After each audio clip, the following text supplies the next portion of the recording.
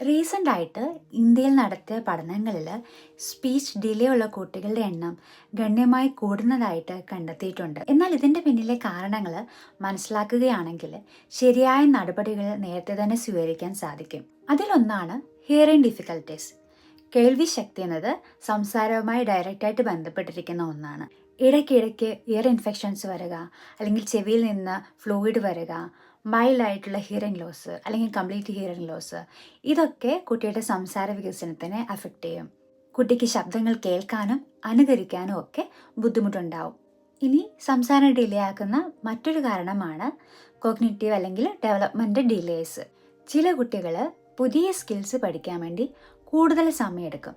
അത് സ്പീച്ച് മാത്രമല്ല, ചിന്തിക്കാനും മനസ്സിലാക്കാനും കളിക്കാനും മൂവ് ചെയ്യാനും എല്ലാം സാധാരണ ഒരു കുട്ടി എടുക്കുന്നതിനെ കഴിഞ്ഞും കൂടുതൽ സമയം അവർക്ക് വേണ്ടി വരും. രണ്ടോ അതിലധികം ഏരിയാസിലോ സിഗ്നിഫിക്കൻറ്റ് ഡിലേ ഉണ്ടാവുകയോ അല്ലെങ്കിൽ മൾട്ടിപ്പിൾ ഏരിയാസ് സ്ലോലി ഡെവലപ്പ് ചെയ്യുകയോ ചെയ്യുന്നതിനെ പറയുന്ന പേരാണ് ഗ്ലോബൽ ഡെവലപ്മെൻറ്റ് ഡിലേ. അപ്പോൾ ഈ ഒരു കണ്ടീഷനുള്ള കുട്ടികൾക്ക് മറ്റ് ഏരിയാസിനെ പോലെ തന്നെ സ്പീച്ച് ഡെവലപ്മെൻറ്റും ഡിലേഡ് ആയിരിക്കും. ഇതുകൂടാതെ സ്പീച്ച് ഡിലേ ഉണ്ടാവാനുള്ള മറ്റൊരു കാരണമാണ് oral motor issues. Tongue, lip, jaw, palate ഇത്തരത്തിലുള്ള ആർട്ടിക്കുലേറ്റേഴ്സിനൊക്കെ എന്തെങ്കിലും പ്രോബ്ലം ഉണ്ടെങ്കിൽ അത് സ്പീച്ച് ക്ലാരിറ്റീനെ അഫക്റ്റ് ചെയ്യുന്നതിനോടൊപ്പം തന്നെ സ്പീച്ച് ഡിലേ ആക്കാനുള്ള ചാൻസും കൂടുതലാണ്. ഇനി മറ്റൊന്നാണ് എൻവയോൺമെൻറ്റൽ ഫാക്ടേഴ്സ്. കുട്ടിയുമായിട്ട് പാരൻസ് കറക്റ്റായിട്ട് ഇൻട്രാക്ട് ചെയ്യാതെ വരിക, കുട്ടിക്ക് ഒട്ടും എക്സ്പോഷർ കിട്ടാതെ വരിക, അതുപോലെ തന്നെ സ്ക്രീൻ ടൈം കൂടുതലായിരിക്കുക, or lack of conversational engagement can slow speech development. Babies language learn ചെയ്യുന്നത് ഹ്യൂമൻ ഇൻട്രാക്ഷൻ വഴിയാണ്, not passive listening. So talking, reading, singing ഇവയെല്ലാം വഴി മാക്സിമം സ്പീച്ച് സ്റ്റിമുലേഷൻ കുഞ്ഞിന് നൽകുക. അടുത്ത റീസണാണ് ജെനറ്റിക് അല്ലെങ്കിൽ ഫാമിലി ഫാക്ടേഴ്സ്.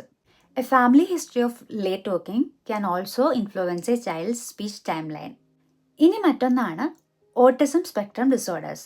ഇപ്പോൾ ASD ഉള്ള കുട്ടികൾക്ക് സ്പീച്ച് ഡിലേ ഉണ്ടാവും, പുവർ ഐ കോണ്ടാക്റ്റ് ആയിരിക്കും, പുവർ നെയിം കോൾ റെസ്പോൺസ് ഒക്കെ ആയിരിക്കും. ഇനി മറ്റൊരു റീസണാണ് ചൈൽഡ്ഹുഡ് അപ്രാക്സിയോ സ്പീച്ച്. കുട്ടിക്ക് പറയേണ്ടത് എന്താണെന്ന് അറിയാം, പക്ഷെ പറയാൻ പറ്റുന്നില്ല. കുട്ടിയുടെ ബ്രെയിനിന് സ്പീച്ചിന് ആവശ്യമായ മൂവ്മെൻറ്റ്സ് കോർഡിനേറ്റ് ചെയ്യാൻ പറ്റാത്ത ഒരവസ്ഥയാണ്. അപ്പോൾ ഈ ഒരു കണ്ടീഷനെ പറ്റി നമ്മളൊരു ഡീറ്റെയിൽ വീഡിയോ ചെയ്തിട്ടുണ്ട്, ആവശ്യമുണ്ടെങ്കിൽ അത് കാണാവുന്നതാണ്. ഇനി മറ്റൊന്നാണ് ഫിസിക്കൽ അബ്നോർമാലിറ്റീസ്. ചില കുട്ടികൾ ജനിക്കുമ്പോൾ തന്നെ അവർക്ക് ചില സ്ട്രക്ചറൽ അബ്നോർമാലിറ്റീസ് ഉണ്ടാവാം. ക്ലെഫ്റ്റ് ലിപ്പ്, ക്ലെഫ്റ്റ് പാലറ്റ്, അതുപോലെ നാവിൻ്റെ അടിയിലെ കെട്ട്, ഇതുപോലുള്ള കണ്ടീഷൻസ് ഒക്കെ കുട്ടികളുടെ സ്പീച്ച് ഡിലേ ആക്കുന്നതോടൊപ്പം തന്നെ സ്പീച്ചിൻ്റെ ക്ലാരിറ്റീനെ അഫക്റ്റ് ചെയ്യും. ഇനി പാരൻസിൻ്റെ ഭാഗത്തെ ചില പിഴവുകൾ കുട്ടിയുടെ സ്പീച്ച് ഡിലേ കൂട്ടാനുള്ള ചാൻസ് ഉണ്ട്. അതിലൊന്നാണ് അവർക്ക് ആവശ്യമുള്ളപ്പം അവർ സംസാരിച്ചോളും എന്നുള്ളൊരു മനോഭാവം. ഇതെല്ലാം തനിയെ ശരിയായിക്കോളും എന്ന് വിചാരിച്ച് നമ്മൾ ഒരുപാട് നാൾ വെയിറ്റ് ചെയ്തിരുന്നു കഴിഞ്ഞാൽ അത് വളരെ ഇമ്പോർട്ടൻ്റ് ആയിട്ടുള്ള ഏർലി ഇൻ്റർവെൻഷനെയാണ് ഇല്ലാതാക്കുന്നത്. If milestones are late, it's better to check than wait. ഇനി മറ്റൊന്നാണ് കമ്പയറിങ് ചിൽഡ്രൻ കോൺസ്റ്റൻ്റ്ലി. ഓരോ കുട്ടിയും ഡെവലപ്പ് ചെയ്യുന്നത് അവരുടേതായ രീതിയിലാണ്. വീട്ടിലെ തന്നെ മറ്റൊരു കുട്ടി താമസിച്ചാണ് സംസാരിക്കാൻ തുടങ്ങിയത്. സോ ഇതും കുഴപ്പമില്ല, മെല്ലെ സംസാരിച്ചോളും എന്ന് പറഞ്ഞ് നമ്മൾ വെയിറ്റ് ചെയ്തിരിക്കാറുണ്ട്.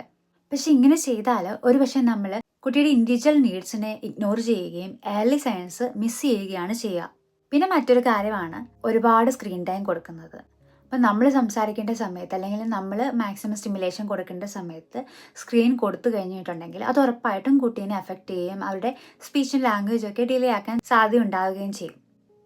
പിന്നെ മറ്റൊന്നാണ് ഇഗ്നോറിങ് ഹിയറിംഗ് ഇഷ്യൂസ്.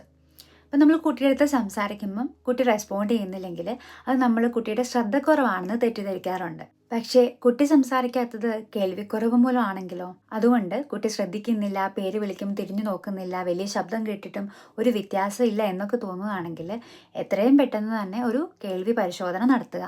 കുഞ്ഞുങ്ങൾക്ക് അവരുടെ ഏർലി ഏജസിൽ ലഭിക്കുന്ന സ്പീച്ച് തെറപ്പി വളരെ ഫലപ്രദമാണ്. സോ എന്തെങ്കിലും ഡിലേയോ അങ്ങനെ എന്തെങ്കിലും സംശയം തോന്നുന്നുണ്ടെങ്കിൽ എത്രയും പെട്ടെന്ന് തന്നെ പ്രൊഫഷണൽ സഹായം തേടണം.